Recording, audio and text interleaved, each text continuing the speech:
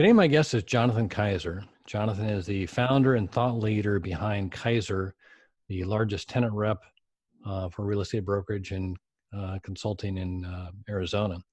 And through his disruptive focus on selfless service, Jonathan is reshaping the commercial real estate industry. And we're going to talk with him about his business. And also, he's got a number one bestseller book that he authored. And it's titled, You Don't Have to Be Ruthless to Win, The Art of Badass Selfless Service. But first, a quick reminder, if you like the show, CREPN Radio, please let us know. You can like, share, and subscribe. And as always, you can leave a comment. We love to hear from our listeners. Also, if you want to see how handsome our guests are, be sure to check out our YouTube channel, Commercial Real Estate Pro Network. With that, I want to say welcome to my guest, Jonathan. Welcome to CREPN Radio. Thanks, Darren. Appreciate it. Thanks for having me on. You bet. Looking forward to our conversation. And before we get started, Jonathan, if you could take a minute and share with the listeners a little bit about your background. Sure. So I've had a pretty unique upbringing. I was raised by missionary parents. So when I was a kid, I was overseas. I was in Papua New Guinea. And my parents were individuals that believed in the idea of love and service, of helping, of giving. And so I grew up with that pounded into my brain. The problem for me was once we got back from overseas, I realized really quickly, wow, I am poor. I had no concept of being poor prior to coming back from overseas, because overseas everyone was kind of in the same state. So deep in my psyche as a young man, I decided I don't like being poor. And if this is how you get poor, by helping other people, I don't want anything to do with that. I want to focus on me and what I can get for myself. So I got into commercial real estate brokerage because I wanted to be successful. And a buddy of mine said I could make a lot of money doing it. And that sounded good to me. So I got into commercial real estate and I realized really quickly, wow, this is a ruthless industry. I mean, I saw the backstabbing and the cutthroat behavior and talking clients into deals that were better for the commission than they were for the client. The conflicted nature of it, the fact that firms try to represent both sides of transactions, tenants, landlords, sellers, buyers, etc.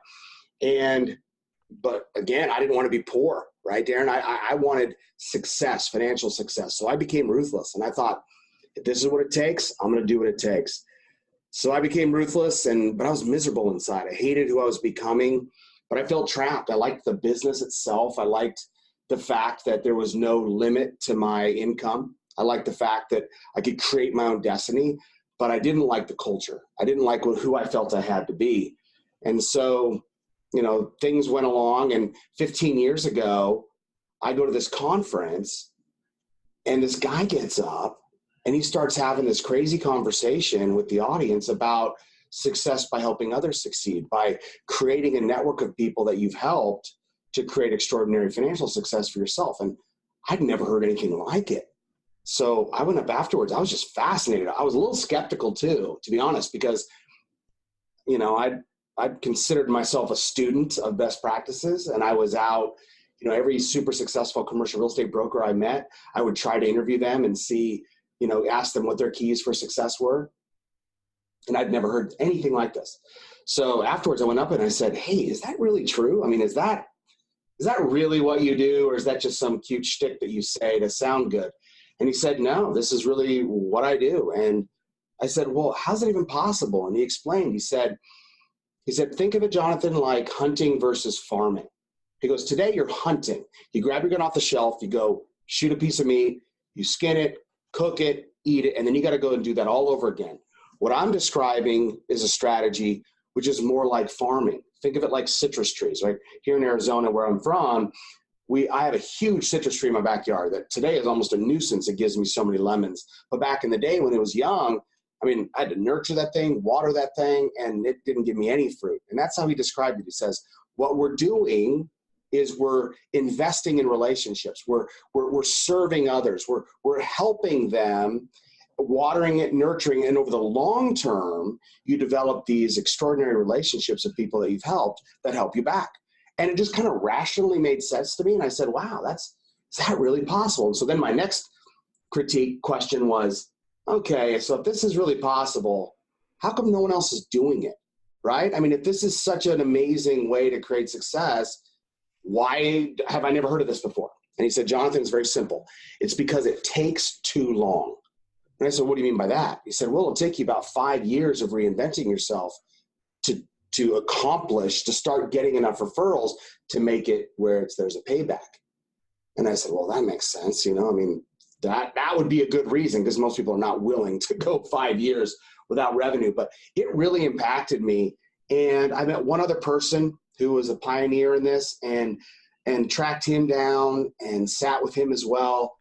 And I became extraordinarily excited, because I saw, wow, if this could work for me, and I wouldn't have to be ruthless, and I wouldn't have to behave in this cutthroat manner that I've been behaving in, wow, that'd be pretty cool. So I decided I was going to reinvent myself, and that was about 15 years ago. So came back to Arizona, threw my business plan away, and just started helping everybody in the community. And it was a long, hard road, just like he predicted. I mean, it's one thing to say 5 years on the front end, but when you're actually 3.5 years in and everybody's lost faith in you and people think you're nuts. I mean, I was National Rookie of the Year for Grubb & Ellis before I made the switch, and people thought I'd hit my head or something, right? I mean, how did I go from, on the fast track to all of a sudden seemingly, be doing almost like nonprofit work, or like a free community concierge? And that's what I was doing. I would just ask everybody that would meet with me, and I'd just say, what do you need? How can I help? I was helping people find jobs. I was helping their kids get internships. I was making connections for people.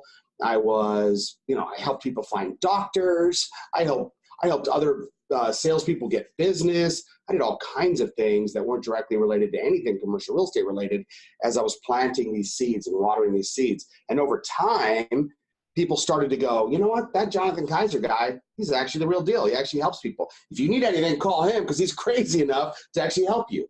And so that's how it started. And after 5 years, just like these guys had predicted, I started getting some extraordinary referrals. I wasn't having to sell. I wasn't having to put PowerPoints together. I was just helping as many people as I could. And success started to come in. And in the middle of 2012, I was now top producer. I'd gone from laughing stock in my old firm when it wasn't working to top producer. And I came to the realization that in an epiphany moment. So if you can just imagine, I go to Sedona. For those of you who don't know Sedona, it's a very special place. So I go to Sedona, and I'm sitting there early in the morning meditating in the hot tub outside, and like snowflakes are like just falling gently on my head. And I'm staring at the beautiful mountains in the canyon, the Red Mountains. And I just had this epiphany. And I realized that what I'm doing is bigger than my little team that is doing it, that it's bigger than the company that I was with at the time, and that it was actually be constrained by being within. I was trying to do this within a traditional commercial real estate firm. And so I had the thought, you think it too small, this needs a life of its own.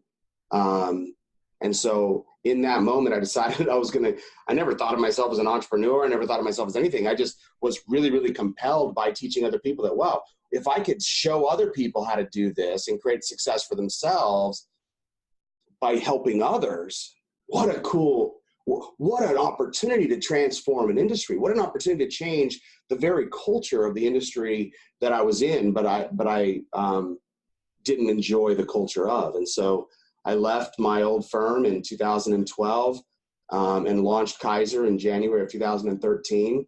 And when I was in that hot tub staring at the mountains, when I decided that I was going to start this firm, I said, well, if I'm going to start a firm, what would be ideal? And so I just started writing down all these things that I wished were true about commercial real estate that weren't.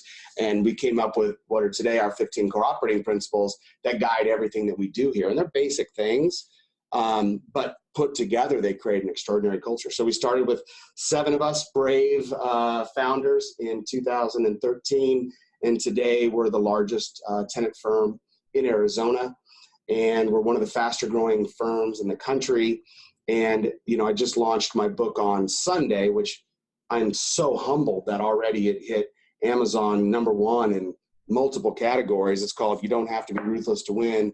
It's right here. But what this book really talks about is my story. I mean, if I hadn't have had individuals that had modeled for me and taught me, I wouldn't have been able to do this myself. It was too hard. It was too non-intuitive for most people. But having those role models helped me. And so the vision of this book is give people the real roadmap, give people the opportunity. I mean, everything that I know, I've compacted into this book for anyone who wants to create an extraordinary organization through selfless service, whether that's in commercial real estate brokerage or any other kind of business, right? So it's my story, and then I walk through in detail how specifically we've created it, and we talk about 3 levels of reinvention, which is a reinvention from the inside out. So for those that want to be a part of this movement, that want to be a part of the selfless service culture, we give them true practical steps on what they can do to follow that and create this for themselves. Jonathan, that's a lot of reflective change of direction, and I mean, to see it through. I guess the thing that there's a couple things that stand out to me in your story there is, one, having the awareness of what you were doing, you didn't like it, and that you were not bound by the way things were, that you had the ability to change it, and then in that you saw it through. I think the probably the biggest challenge, and I would question even, I'm assuming you were on straight commission, so nobody was, paying you to not produce while No. you were in that position, because I think that's probably a restraint a lot of people lack, is the ability to withstand that time that it takes. Yeah. Can you speak a little bit to like an example of the way things you might have done prior to versus when you became kind of the more of the selfless? Sure. Yeah, I mean, and look, one of the things that I think is most important for listeners and viewers to understand is I am in no way, shape, or form waving a holy flag here. Like, I was a prick, and there's no 2 ways around that. I would do whatever it took to be successful. I would steal leads off of people's desk. I would try to overhear conversations that other people were having, try to figure out who they were calling. I would talk clients into longer, a very simple one is, if you're in leasing and you could do a 5-year deal or you could do a 10-year deal and you make a lot more money in a 10-year deal, if you don't have the business ethics, as I didn't at the time, you're going to try to talk them into the 10-year deal because you make more money, even if it's not the best thing for them. I remember one thing I did that was just appalling. I had a guy that I befriended in the office, another broker, and he had a building that he had listed. And I went to him and I picked his brain over drinks, got all this insider information on his building. And then I went back to the tenants and I used that against him to try to get those tenants to move, that I could get a commission on. So I was just a shark, man. And again, it's not that I was raised this way. It's that I really did believe that that's what it took to be successful. And, one of the things that I write about a lot in my book is I want people to understand that I want to be very transparent and authentic about who I used to be, right? I think a lot of people are trapped in the commercial real estate industry. And I have a chapter about that in here, which is they like the business, they like the upside, they like the independence, but they really don't believe that they can succeed. They feel like they'll be trampled if they don't behave in a cutthroat way, and that they have a lot of data points to suggest that. I have many myself. But what's cool about what we've done is to demonstrate that, hey, you truly don't have to be ruthless to win. And over the long run, right, this isn't a get rich quick scheme. So for any of you that are just looking for a quick hit, this isn't it. Hang up now. But for those of you who truly care about long-term sustainable success, it is extraordinary to watch. Sure, there was a long investment period, but on the other side of it, I get referrals daily. I don't have to sell. I don't have to pitch.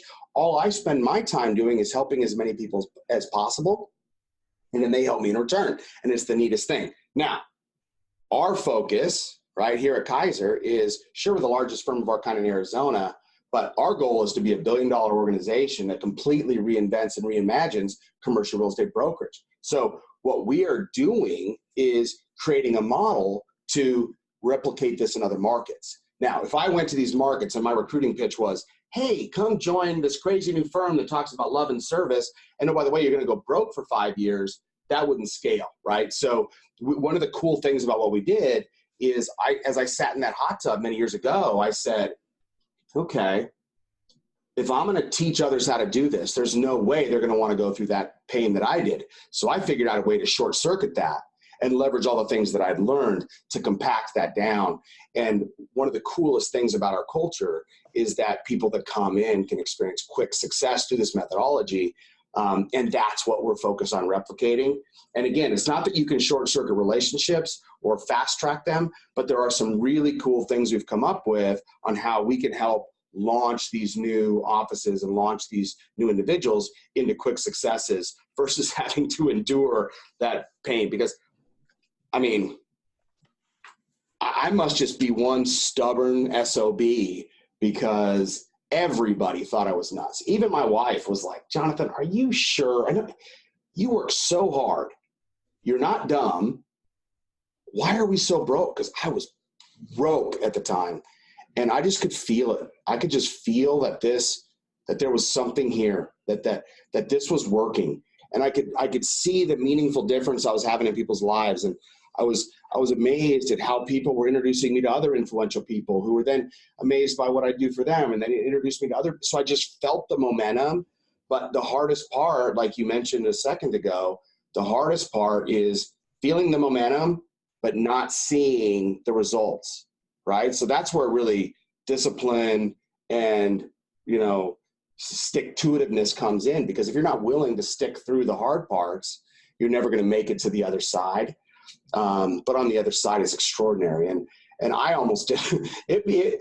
5 years was so long. I almost got to the point where I didn't believe it. And then when it started happening, I'm like, oh my gosh, this really works. This is amazing. And so what we've done at Kaiser is create an extraordinary culture of people that just care about helping other people, that do very well financially, but their focus is not how much money can I make. Their focus is how many people can I serve, and the clients and the revenue come to us, which is a really neat model. No, I got to say, anybody who's been in business, if you've got people knocking down your door to do business with you, that's certainly a lot more fun than having to go out and, like you said, hunt versus farm. Mm-hmm. I think that the model, the farm model, I think is one that I've always been attracted to. I think it's the challenge is to wait it out and recognize that water and sunlight and fertilizer, however you want to say it, is that you can't just send the one email or the one phone call, but you've got to stay in front of somebody and bring value every time you see them. You can't force it. You can't rush it. You can't force it. Yeah, no, and I remember years ago, I remember being in a referral group kind of thing, and there was this, this want to provide referrals instead of paying that. They had like a little dollar, fine or whatever if you didn't have a referral for that week, and so I remember getting these referrals sometimes from people, and they were like people that had no idea I was going to be calling, or some sort of like it was trying to shove something that made no sense whatsoever, versus the ones where they had been properly, set up, meaning somebody had identified that they had a need, and then I was a solution. Yeah. And the person in the middle said, God, you need to talk to Darren. And that was an entirely different, situation, as opposed to that one where they're trying to shove you into a situation that people aren't expecting your call. They don't know what you're talking about. They have no interest, and so that's great. I'm kind of curious, I recognize you as an individual making this mindset shift and working it through, and God love your wife for, seeing you through as well. It sounds like she had her moments of doubt. But how do you convey that to your company? And then, not even just your company. Well, I guess it is your company, because the people you're onboarding. You mentioned like you've got some sort of a shortcut, not a shortcut, but a way to fast track them.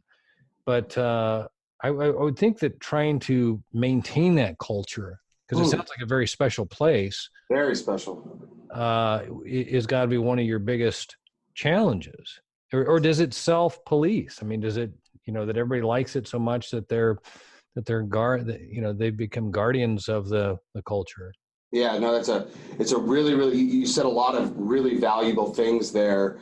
To your first point about networking and giving cold leads versus, different kind, whether they're warm or whether they're teed up properly.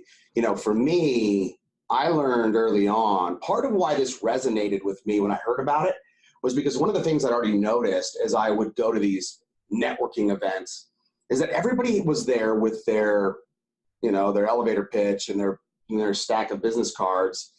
And nobody was there trying to learn what other people really did or how they could help them. Everybody was there for themselves. And so what I kind of took away was, wow, you have all these people who are waiting for someone else to give first. They're waiting for someone else to help first. They're waiting for someone else to prove that they're not a taker before they'll give in return. And so for me, it's like everybody's butting heads because everybody is waiting for the other person to act first. And so the whole idea of selfless service as a business strategy for me is not sending shitty leads because, you have this, I got to do 5 or I pay $1 or I look bad in front of the group, but it's really taking the time to think through, what does this person need? How can we help them, right? It's one thing to say, okay, we got a leads group and we share leads. That's not really what I'm talking about. I mean, can that be good? Sure. But what I'm describing is a philosophy, a way of being in business where no matter where you go, instead of trying to figure out how much you can get, you figure out how much you can give. It's my experience that truly unlocks people. Like if I'm in a first meeting, as an example, if I talk about me, I screwed up that meeting. My goal is for that meeting to end and then to go, whoa, we didn't even get to talk about you yet. It's like my focus is always about them. And in that, you have to be good at questioning. You have to be good at probing. You have to be good at looking for, for opportunities. I had a broker, I'll let her remain nameless, but she's been in the business for 21 or 22 years. And she's been at multiple firms, and we'll just call her Jane for this example. And this is a real person at Kaiser. And she has been at so many different firms. And one, just because she's a woman, she felt like, she felt taken advantage of. But even more than that, she just was disgusted by the constant sharky behavior. And so she heard about us, and in her mind, it was kind of like, is this too good to be true? Like, is this possible? It sounds too good to be true. Like a culture where you guys actually all work as a team, as a commercial real estate firm? Come on. You guys actually help each other succeed? Come on and on and on. And so when she checked us out, she said, wow, could this be true? And then as she's gotten on board, and today you read the Why Kaiser on our website at Kaiser.com, Keyser, everyone gives their why Kaiser. Why are they here? Why does this matter to them?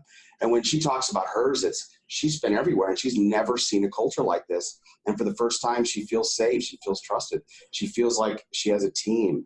And that's what I think is really missing. So when you talk about how do you self-regulate, or does it self-regulate? How do you keep it alive?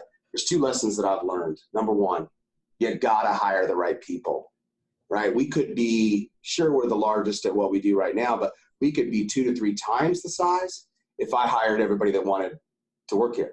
But there's a lot of people that want to work here for the wrong reasons. They don't want to work here because of our principles or our culture. They want to work here because they want to see what they can get from us, and because they consider us a hot company or whatever. That's not the kind of people that we want. We want people. Part of what's so beautiful about this book, if I may be so bold, is that it's designed to sort. This company is not for everyone, and we're not looking for everyone. We're looking for the few. We're looking for the people that are like I used to be and like Jane used to be, sick and tired of being sick and tired, wish there was an opportunity, a place where they could build their business, where their leads aren't going to be stolen, their clients aren't going to be taken, et cetera, et cetera. And so we created this firm for that. And so 1, it's hiring the right people. And then 2, everyone here, I'm constantly reminding everyone here is responsible for holding everybody else accountable to our principles. And you know who that starts with? Starts with holding me accountable. So at the end of every meeting, at the beginning of the meeting, we go through our principles, and they're not short. And at the end of the meeting, I ask everybody, where am I falling short? And people are honest with me. And then at the end of every day, I send out an email telling everyone in the organization where I did or didn't miss the mark on each of the principles. And so it's all about accountability at the end of the day. And it's my experience that a fish rots from the head. You know, like if the leader's not doing it, nobody else will. So sorry for the long-winded answer, but that's really what it's about. It's getting the right people in, making sure there's mutual accountability, keeping the culture alive through speaking it and keeping the principles going, and also making sure that as we scale, that we're doing the same things, because it gets harder and harder as you go farther away from the mothership. No, I salute you on that, because I think that's, one, have a vision. And it's one thing to have a personal mantra, but then to convey that to others and be able to translate that and grow that and maintain that. Because the task, it inherently becomes different. When you're in control of yourself, you can interact with others to achieve your goal. But if you're bringing on others and you want them to behave in the same fashion, it's so much more important for you to have that example and hold to that. So that's impressive, and salute you for that. That's great. Well, and just to be clear, I fail all the time, right? I mean, I am in no way, shape, or form perfect, nor do I want to be. What an impossible standard that would be. But what we are is extraordinarily committed to serving others. And so people know that I may miss the mark, I may screw up, I may make a mistake. I'll own that quickly. But I'm very, very committed to helping other people. And I think there's something beautiful about that. It's like I used to spend all of my time before trying to convince people I wasn't a prick when I was. And now I don't even care about that. I just try to love as many people as possible. And I have all these people now that are buying my books, saying I'm great, referring us business. It's like magic, but it didn't just happen overnight. It can't come from a place of manipulation. I'll tell you a quick story. So as I was starting to implement this, part of why it took so long is because I was still looking at this as a business development tactic, right? Inherently, as a reasonably intelligent person, I got that the fundamental premise behind this is that people inherently want to help people back that help them. So I thought, okay, I'll just game the system. I'll be helping people and they'll need to help me back. But the problem is there's an inauthenticity about that. And it's not really service if you're expecting some direct reciprocal thing. That's a barter. That's a trade. And it's even creepier if you're not even telling them what you need and you're pretending like it's not a trade. So that's what I was doing. And that's what I think a lot of people do when they try to do this selfless service model is they try to manipulate. The problem with that is people are smart and they can sniff out the BS quickly. So for me, what really turned the corner was I hired a coach. I did a lot of self-introspection. And what I really realized in this really awful moment, well, it was a great moment, but it felt terrible to see how utterly full of shit I was. That I was sitting around telling everybody and pretending to be this guy of service when what I was really doing was just trying to manipulate people. And so in that moment is when I decided, you know what, I'm either this or I'm not. And once I could see that, I decided I never wanted to be like that again. And so I just decided I was just going to help people and not keep track. And that's when it really started to take off, because I think people could really sense the authenticity of my service versus just me doing another cute little way to try to get business from them. So you changed yourself, the way you operate. Yep. Your company holds to that, and Yep. your employees do. My question is, the industry is bigger than just your company. It's Yes. the tenants and landlords, and their representatives. Yep. Have you found the if it's the need to fire clients, or say it's just not a good fit, or is that, the ability to walk away, I think, is the ultimate integrity, yes. As opposed to having to be beholden to, I've got to get this deal done kind of thing. Yes. Yeah, absolutely. So a couple things. Number one is we had to be very, very clear on the front end of who, if you don't have clarity, you don't have anything to work off of. So for us, it was, here's exactly who a Kaiser person is, and here's who a Kaiser person isn't. And that was important for us. That was really, really important. But we also had to do that with clients. And so I have had to fire a lot of clients. I wouldn't say like massive amounts, but, double figures. And I had to fire them for different reasons. Number one, if they mistreat my people, I don't allow that, right? Because we're going so far above and beyond for people that if I let people abuse my people, I'm not really being true to what we're about. So that's a absolute no-no in our book. Number two, if people ask us to do unethical things, which as you can imagine in our business, people from time to time ask us to do. So we will decline, and if they push it further, we will say it was probably not the right fit for us to be working with you. A lot of people think that just because, it's fair, right? Because they know a lot of commercial real estate brokers are not afraid of not doing the right thing, and so they'll push the envelope. For us, we live in integrity. And then third, if someone doesn't really align, we want clients that are aligned with us. So if they don't really get what we do, and they just look at us as a commodity, and they don't realize that we're spending, 3 to 4 times the amount of time per client. By the way, that's one of the things that we do, which I think is critical, is we not only do we overserve the community, but we overserve our clients.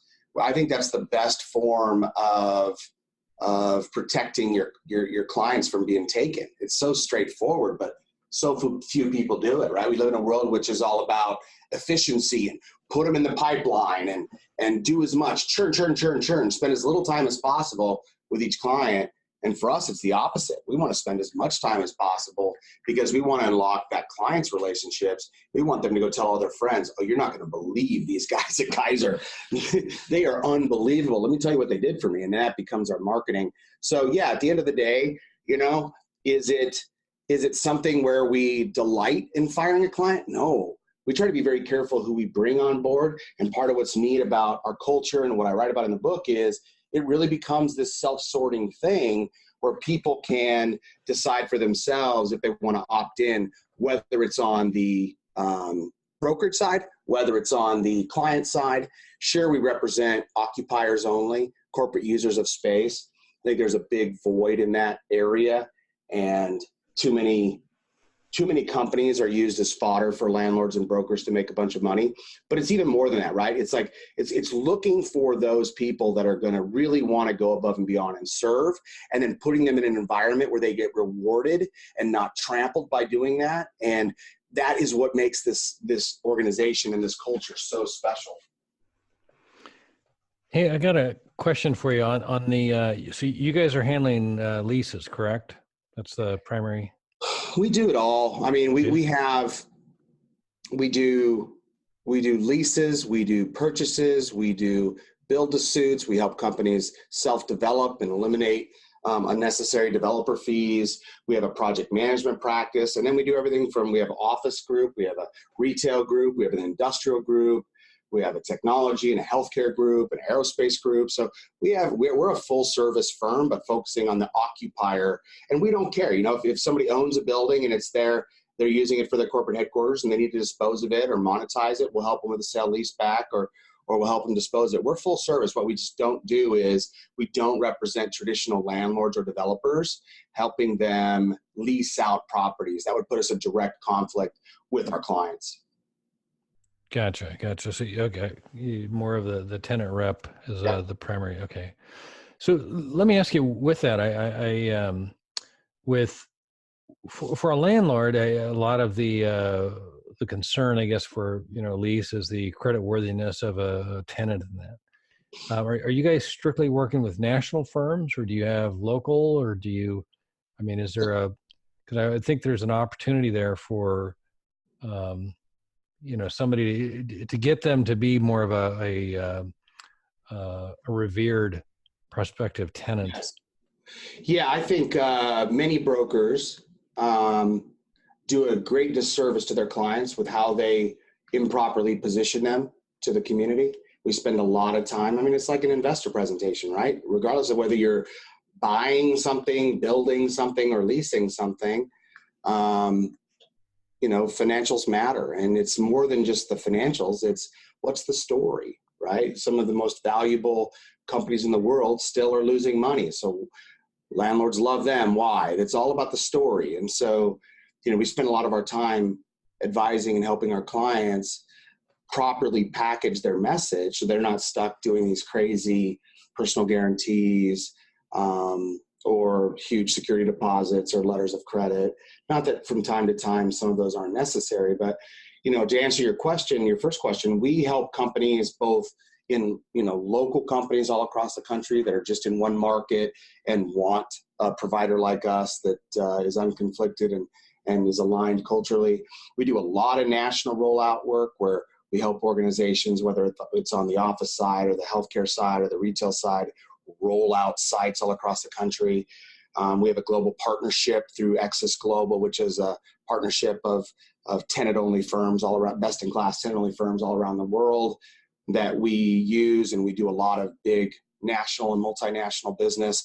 Our bread and butter, though, truthfully, is mid-market, right? And I categorize everything kind of under 2 to 3 billion as a mid-market company. That's really where companies are dramatically underserved. When you get into kind of the Fortune 100, a lot of those have people like us in-house, and they really view brokerage as a commodity, and it's not a relationship at that point. It runs through procurement. That's not our kind of business. That's really better catered for some of the real big firms. What we're really about is providing that mid-market organization with extraordinary levels of service. And, real estate matters. It's the second or third largest expense. It's the least flexible, right? Because you can lay off people, but you aren't laying off a lease. And over half of corporate bankruptcies involve breaking some kind of lease. So this stuff is material. It matters. And if we can help our clients save 20 to 30% in both cost and risk over the competition, that just gave them a competitive edge in the marketplace, right? But it takes people that are willing to be bold. It takes people that are willing to look differently. So many times real estate directors don't love us because we challenge the status quo. And a lot of times they're afraid that they'll look bad if on their prior deals, if we come in and get our eyes on it. So it really takes a progressive leadership team that wants to do better, that wants to have a real partner for once, and that really wants to make a material impact on, leveraging their real estate to drive value for the organization versus just being like everybody else and leasing and hoping that they're not getting screwed. No, I love the just thinking it through there with the tenants and trying to help them better their financials and stuff, and how you can be of service to them. I mean, it's obviously there's always the yin and the yang of it. If the landlord's not receptive to that or whatever, that's there's a market there, and everybody has a chance to participate. But I would think that having that mindset of really trying to help your clients would go a long ways, and especially knowing that their leases come up and need to be renewed, or maybe they grow or need more space or whatever. So instead of just putting them in that one space and never being in touch with them again kind of thing, but staying in touch and looking for those referrals because of the excellent service you give. And I don't mean looking for those. You're nurturing those referrals by taking care of your clients. Right? So It's sort of like it's beautiful. You just said it beautifully, because it really isn't about doing it with the end game in mind. It's doing it everywhere you go, knowing that the universe can't handle an imbalance and it comes back to you somehow. And that's our mindset.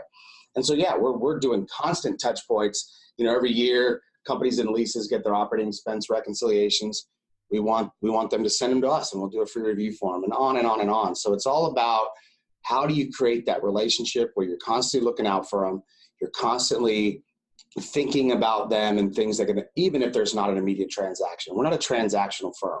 Sure, we do transactions, but we're a relationship firm. And this is all about how can we establish long-term relationships with quality people that value what we do, that need what we do, and that we can provide real value to. We'll be the first to say, if we don't think we can help somebody, we'll tell them, because we don't want to waste anybody's time, much less our own.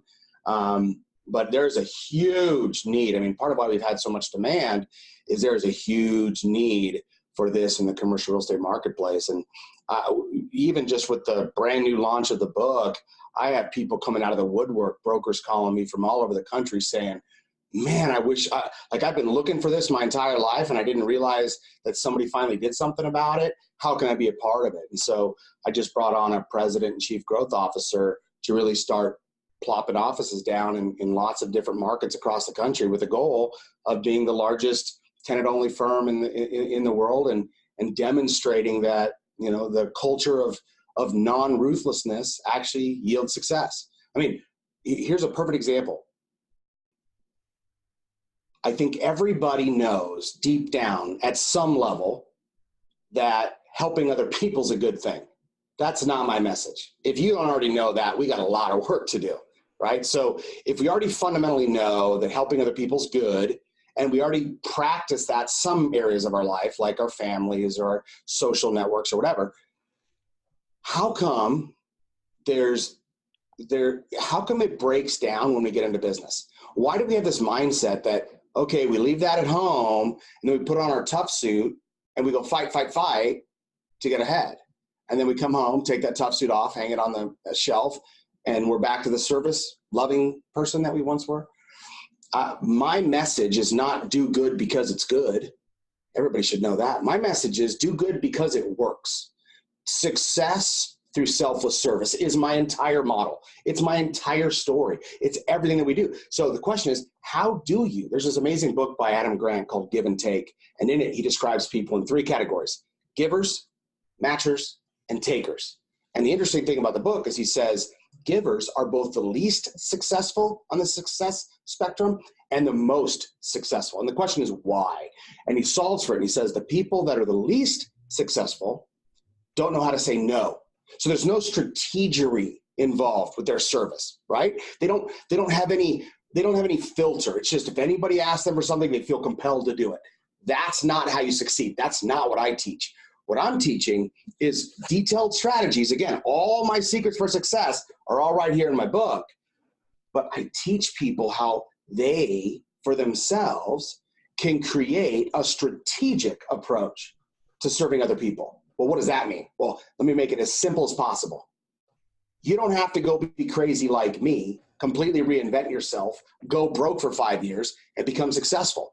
What if, for everybody listening, what if for every interaction that you had, for every email that you sent, for every conversation that you have, what if in those moments, rather than trying to think, what can I get? What's in it for me? How can I sell you on me? What if you just focused on them and serving them and identifying what they need and really listening, really trying to understand what it is they need and then acting on that? If you just did that everywhere you went, you would create more success for yourself over the long term than you could possibly imagine. And so that's what I'm saying. Strategically decide who would be the highest impact acts of service that I could do, and then spend your time serving those people and sit back and be amazed at what occurs. Well, that's awesome stuff. I want to thank you for working in strategery into that. I love that. Hey, Jonathan, want to shift gears here if we can. I think I mentioned before we started recording, I'm an insurance broker by day and work with clients to assess risk and determine what to do with the risk. And there's typically 3 different strategies we look at. 1 is avoid the risk, 2, minimize the risk, or 3, transfer the risk, which is what an insurance policy is. And recently I've started asking my guests to identify what they consider to be the biggest risk.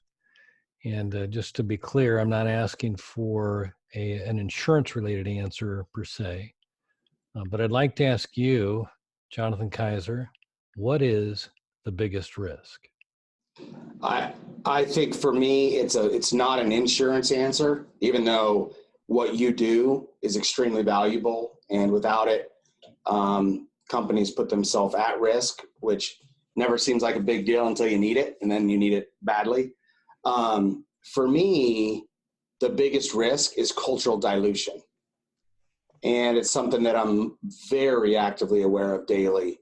There are so many times that I'm tempted to choose revenue over culture, whether it's because I have to let somebody go, which are some of the biggest lessons I've learned in the past of somebody talks a good game. You think there's somebody that's wired for service. Then they get in and you realize that it was just a really good sales job they used to get in the door. And making sure that people are living it, right? It's easy for people to get busy and forget that we're committed to these 15 core operating principles, and that's what makes us special. So cultural dilution as we scale, I think, is the biggest risk, because if we dilute our culture, then we're just another real estate firm, and ruthlessness springs up, and everything that I set out to change goes away. And that's part of why this book is so important to me, right? It's like, in it, we describe the 3 levels of reinvention, which is an inside-out reinvention. It's start with yourself, then you reinvent your company culture around service, and then you reinvent your relationship with your stakeholders. And it has to be that inside-out thing. And one of the things that we've done here recently is, as we've built this firm, people would come through our space and say, "Oh my gosh, this is amazing. How have you guys done this? How can I do this in my own organizations?" So we've launched the Kaiser Institute, and the Kaiser Institute is designed to train, empower, and certify the next generation of selfless leader. In the future, there will be a Kaiser certification, where just like somebody gets an MBA or a black belt in Six Sigma, they'll have a Kaiser certification, which means they know how to go in and affect change around culture within organizations. And we'll also have one for the organizations themselves. So companies come to me and they say, "I want to be Kaiser certified. I want to show that that we live these values." And so again, at the end of the day, it's my biggest risk is that we get away from what got us here, that we get away from the vision of changing the business world through selfless service and proving that you don't have to be ruthless to win. I mean, my whole mantra is success through service, not serve and go broke, but succeed through service, not in the short game necessarily, but in the long game. And imagine a world, I can just envision a world so clearly where the best and the brightest spend their days selflessly helping other people, not because they think it's the right thing to do, but because they get at a deep level that it's in their own personal best interest to do so. That world excites me. That's a world I want to be a part of. And that's a world I wake up every morning and try to help create. Good stuff, Jonathan. That's good stuff. Where can the listeners go if they'd like to learn more or connect with you? Sure. Ruthlessbook.com. Ruthless, just like the word, ruthlessbook.com is where you can buy my book. The name of my company, again, which is also on my hat here, is Kaiser, KEYSER.com. And we're really looking for 3 distinct groups. Number one, if you're a broker that's sick and tired of the culture you're in, sick and tired of the nonsense and all that, call me. We're probably looking to open up in your neck of the woods. Number 2, if you're a company that's sick and tired of traditional commercial real estate brokers and wished you had actually a better solution, somebody that actually cared about you, that was unconflicted, that had your best interest at heart, call us. We can help. And then 3rd, if you're a leader within any organization and you're interested in learning how you can create this selfless culture for yourself and create increased financial performance through helping others, success through service, call us. And we have lots of free resources on ruthlessbook.com, on jonathankaiser.com. We have tons of free resources, and we have workshops and all kinds of things to help organizations that want to develop this culture of service. I mean, for us, this is a mission for us. We want to change the world. We're not joking about it. And by us doing it in arguably the most ruthless industry in the world, we believe we can provide that example for others that want to do it in their respective industries. So again, it's been an honor to be on, Darren. I really appreciate you having me on. And if I can ever help you in any way, you let me know. I will be in touch. Jonathan, I want to say thanks for taking the time. I've enjoyed it and learned a lot, and I hope we can do it again soon. That sounds great. Thanks for having me, Darren. All right. And for our listeners, if you like this episode, don't forget to like, share, and subscribe. Remember, the more you know, the more you grow. That's all we've got this week. Until next time, thanks for listening to Commercial Real Estate Pro Network's CREPN Radio.